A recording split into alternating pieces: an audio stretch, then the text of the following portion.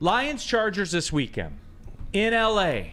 Big city, bright lights, pretty ladies, all of it, everything that's going on. The most obvious storyline in this game, Justin Herbert v. Jared Goff. Goff right? back home? Yeah, I mean, like, it's the most obvious thing in the world, right? And we didn't talk about it once. No. Where you at with it? You know, as we're getting closer to the game, I like our spot. You know, as I'm watching David Montgomery highlights yesterday, running practice, running hard through doing drills and stuff like that, gives me confidence. I think that we're going to come out of this. You know, we're in the best. The schedule has helped us so much.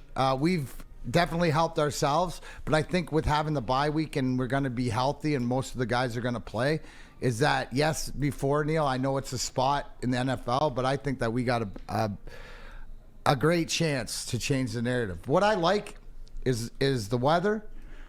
Goff's going home to somewhere that he's played before, right? So it's not like, you know, going into Baltimore and stuff like this. I think that we line up good, and I have confidence. Right now, I'm leaning towards Lions victory. And it's more like, you know, a lot of it too, Neil, it goes into San Diego and me trusting that Brandon Staley, who hasn't Brandon Staley in the last 2 games as a coach of the Chargers, is due. And again, I don't trust Justin Herbert. I trust Jared Goff more. Now, is Justin Herbert more athletic? Yes. But is Jared Goff a better quarterback at this point in his career? Yes. We got to go to Spenny on this one. As a self-proclaimed Goff truther, that's your title, right? Yes. And it's self-proclaimed. It is self-proclaimed. All right, there you go. Where are you? This is as soon as I saw this was the one I wanted. What? I have nothing. I just beat Gentry and cut Pong. Oh, did you really? Yeah. Get better, Mike Gentry. Get better. Threw me the bird after. Get better. You got time? You got time to engage with the show, though, Spenny? Yes, yeah, you go. Okay. All right, here we go. Locked in. Herbert v. Goff. Your thoughts? I mean, Goff is in a much better situation for sure. Like, he's got the better offensive line. He has the better offensive coordinator and play caller and system around him. He is a more mature quarterback where he takes what's given to him. He knows his strengths and he uses his strengths well. But, you know, Justin Herbert, he has the bigger arm. He is more athletic. He can do more things. Like, that is one thing that the Lions have struggled with, is quarterbacks that can move around the pocket, quarterbacks that can use their legs to extend plays and to make things happen. And I'd say Justin Herbert is the better talent, but right now Goff is the more complete quarterback. Better quarterback. Yeah. Justin Herbert has more talent, but right now Goff is their stats are basically the same. Identical. Right. Like, they're pretty much the same. The pacing, all of it. Yeah, all of it. But, you know, Goff is more in tune with what he's doing and going on. Herbert can have some of those kind of Josh Allen moments where he throws bad interceptions and things like that.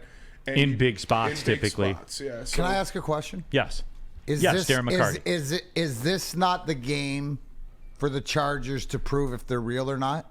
To beat the Lions? Isn't this, like, this is a statement game for the Chargers against the Lions? We never it really has to say be that because of the position they're in. What I'm saying, and at home and everything else. So if you don't believe in the San Diego structure like I don't, right? This is a great spot you're going into, and it's different because I believe we're going to be healthier. We're coming into this sort of as a full team as we've been with the 53 guys we want out there, right? It should, you know, a couple injuries maybe, but you have your team. This is where you go out and make a statement also, right? So to me, I don't believe in San Diego. I don't believe in Brandon Staley, and I believe that this is a statement game, you know, big game for both teams. And to your point, it's bigger for the Chargers to win because of whatever else. But again, I'm about, like, exact your will on these guys. Show the rest of the league that this ain't it, because you come out of here and you're 7-2 and stuff like this. You just set yourself up. You explained the schedule yesterday, right? Yes. With what you have ahead of you. So this is such a great opportunity. And I don't look at it as going into Kansas City game week 1, because I don't respect San Diego as much as I respect Kansas City. So let's go, boys. And two, because I know, and look, when you break it down by the numbers, like dollars I'm talking about here, Herbert, obviously, last year of his rookie contract, he does have an extension that's already locked and loaded. He's got that 5 at 262, which is about the area that those guys are getting. He has a $71 million cap hit in 2028, which it's just boggles your mind. But that's going to be the commonplace, right? Yeah. By that time. And they'll rework it to where 50 of it's a signing bonus or something. They've got a couple of ripcords that they can pull on the deal. But I mean, 220 of it's guaranteed, so there's not a ton of wiggle room that they can do. But so it is that, because that's how I kind of like it. That checks another box as we sit right now, going into next year, as the books sit right now. That's just another one of those examples where, for me, that's part of the attraction that I have for Jared Goff. Just because of there's no $71 million cap hit out there looming when he's 30 years old. You see what I'm saying? Now there could be in the future, but I can't predict the future. Only when I'm telling you who's going to win football games. That's the only time I'm good at predicting the future. But I can't, as far as what's going to happen down the road. So that's part of the attraction for me. So again, and I knew Catspot was going to do this. His cap hit next year is $19 million. Yes, I understand that because of the signing bonus and the things that have been stretched out. But again, down the road, and you can't wiggle your way about this right now. He's a $71 million cap hit at age 30 and a $60 million cap hit at age 31. The bill will come due, as it does with all the other deals. But that's the time and the space we live in. But that's not the time and the space that the Lions live in with Jared Goff. So again, we've had this discussion before. You know where I stand. I know where Spenny stands. I know where the Easies of the world and stuff like that stand. We just have a difference of philosophy. That's what it is. It's just, for me, Jared Goff and Herbert, I believe, Spenny, and I think we're in lockstep about that. If you look at the pace of their careers, I know they're in different spots. They didn't come in the league together. They're basically the same guy, except one guy hasn't blown a 29-point lead in the playoffs. Yeah. One guy's won playoff games and been to in conference championships and been to a Super Bowl.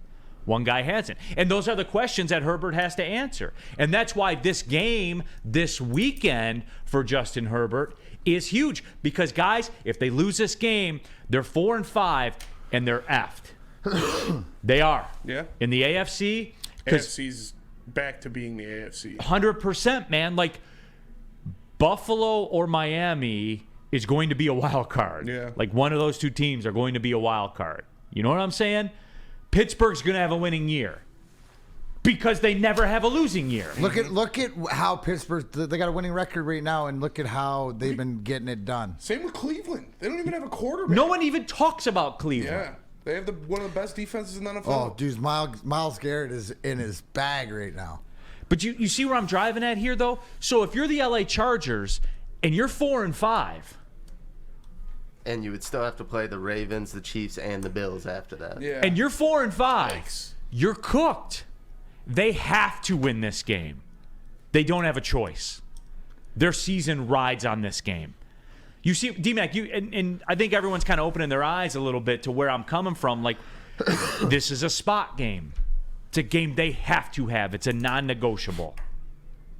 They will bring their A game this weekend. So go in and rip their hearts out. And that's what you're going to be going up against, D-Mac. So, yeah, to get on that level, you got to get on that level. Real quick before we go to break. Yes. And I forget who brought it up, but Scott Daly, our long snapper, going on the IR. Is that a concern to anybody? Because I said it's a concern until it is. It's not a concern until it is. But who is it? Did Muehlbach come out of retirement? Yeah, or? I mean, who? Like that? And subtly, one of those little intricate little behind the scenes where it'll be interesting to see who's going to do the job. And I forget who. I think Justin Rogers asked him after the game versus the Raiders who would be the emergency long snapper if he couldn't go out there because he was hurt, and he said it'd probably either be Hutch or Anzalone. Could you imagine Hutchinson out there? That would be so funny. As a long snapper? But just something to think about. It just that those little things that you. I know they forget. signed somebody. I can't remember who they signed. I have to look it up now because I need to know. I love how when you do that. Jake McQuaid is a long snapper. Jack McQuaid's the actor from The Boys that you should have watched last night. I should have. I know I should have. All right, Jake McQuaid, let's go. Yes. He's got a great name. McQuaid spent part of training camp with the Lions competing with him for the long snapping job, but he's back, so All right. there it is. There we go. But you talk about someone walking into a no-win situation. That is Jake McQuaid. Only bad things can happen to him. That's it. Nothing good can happen. You never need to know the long snapper's name Until you do. When do you know it? When he messes up. God, I feel bad for that dude, man. You talk about a no-win scenario. That is it.